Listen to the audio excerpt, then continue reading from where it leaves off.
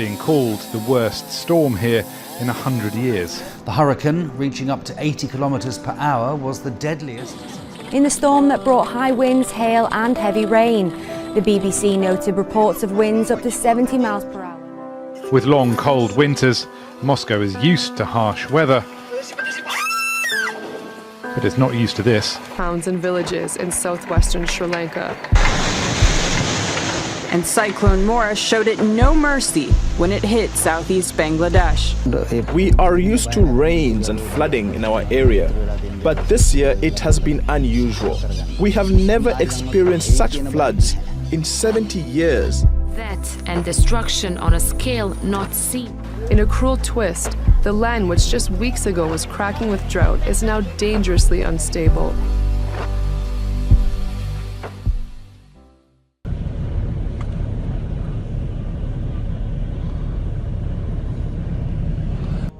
Oh my God! Woo! A ferocious storm in South Africa has left at least 8 people dead. 12-metre waves pummeled the coast, flipping cars. More were slammed by smashing waves during the city's worst storm in 3 decades. Cape Town has lately been suffering one of the most severe droughts in years. Meanwhile, in Knysna, authorities are struggling to control another natural disaster, a wildfire.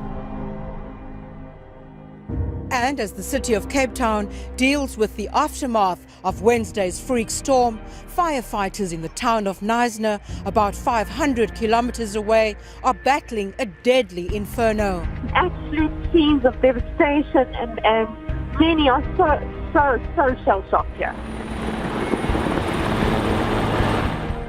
But it's a modern reality of the El Niño world we live in, where weather patterns are extreme, and I'm afraid Cape Town has taken a pummeling these last 24 hours. So this is act of God territory. This is not something that you can do much about, you just have to roll with it.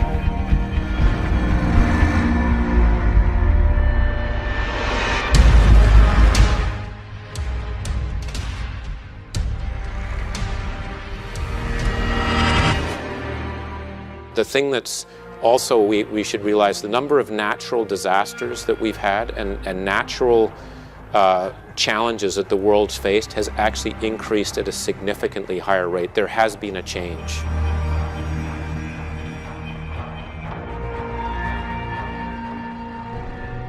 Now to that severe weather across the country, wildfires forcing evacuations in Washington, and multiple twisters tearing through the Midwest. Ginger is tracking it all. Good morning, Ginger. Good morning to you, Michael. We've got striking images coming from southern Minnesota. This was just last night. You can see the power flashes there. Thankfully, no one was injured. One farm was damaged. But this morning, a much more dire situation happening. Fire officials in central Washington state saying all of these folks, nearly 80 homes, need to get out right now. This morning, a fast-moving wildfire near Quincy, Washington, forcing level 3 evacuations for more than 80 homes. Stay clear of the area. The wording from officials, get out now. It's called the Monument Hill Fire, and earlier it knocked out power for hundreds in Grant County. At least 500 acres burning, sending heavy smoke and flames into the night sky. In Minnesota, 8 reported tornadoes. Tornado down, tornado down. This one in Lafayette, just southwest of Minneapolis, sending debris flying and power lines flashing. From Indiana to Texas, tennis ball-sized hail and winds to nearly 80 miles per hour. Man, this is getting worse. The winds shredding power lines, blowing this store roof straight across an intersection. That same low-pressure system that caused those tornadoes in Minnesota now moves to the east, and I think there's a heart of action here that happens Saginaw, Bay City, Midland, Michigan, along the warm front, and then south into Lansing, Detroit, Toledo, down into parts of northeastern Indiana. So today, if you live in that region, later this afternoon and evening, that's the area we're watching for the potential for tornadoes, but also damaging wind and hail. A whole lot. That rare solar eclipse is now just 5 days away. We're going to tell you how communities are preparing and authorities are issuing emergency warnings for the estimated 12 million people who are already in its path, and the more than 7 million expected to travel to see it. ABC's Steve Osensami, he's in one of those prime viewing spots with a front row seat. He's in Blairsville, Georgia, with more. Good morning, Steve. Good morning to you, Michael. Next week, they plan to have a big tailgate party at the Art Center directly behind me, and they're hoping they won't have all these clouds because the big show will be in the sky. The interest in this eclipse is so high, they're expecting larger crowds than they know how to handle. Hotels are full, flights are oversold, and with millions of Americans pouring into those few American cities with the best possible view of the coming eclipse, local police, hospitals, and emergency medical services in those cities are on high alert. It's all hands on deck enforcement strategies and patrol or deployment strategies. So we're kind of throwing everything at it. The number of visitors they're expecting is so large, in some cities they're preemptively declaring a state of disaster, a maneuver that allows them to call on the National Guard to help direct the masses of people. A police department in a certain area is overwhelmed and they need us to come help set up traffic control checkpoints. We're ready to do that. Here in Blairsville, Georgia, 2 hours north of Atlanta, where they'll see a rare total eclipse, they're expecting up to 200% more people than live here.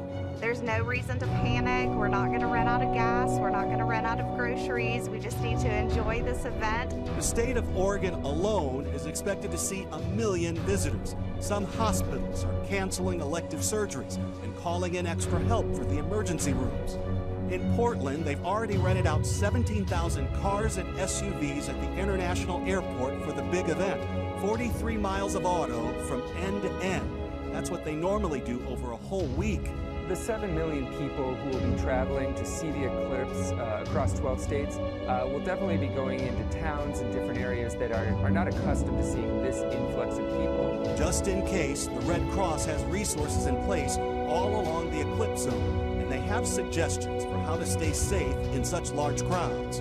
One thing is we really encourage folks to have in their cars an emergency go kit, and that should include things like water, non-perishable food, a flashlight with batteries, and an envelope full of cash. I want you to take a look again at the clouds that are behind me. They're really hoping that this doesn't happen. There are actually mountains back there.